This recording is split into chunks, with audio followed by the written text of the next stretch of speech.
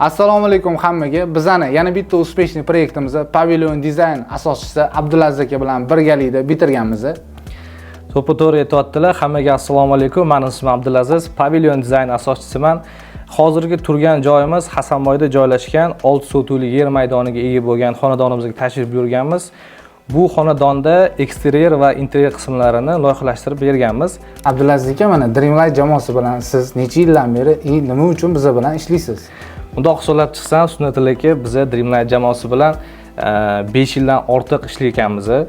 5 yil davomida men shunaqa narsalarga amin bo'ldimki, har doim zakaz berganimda sroklariga bitkazib berishinglar, mahsulotlarni sifatiga 2 yildan ortiq javob berishinglarga va ustanovka jarayonlari sizlarda juda ham zo'r kechadi.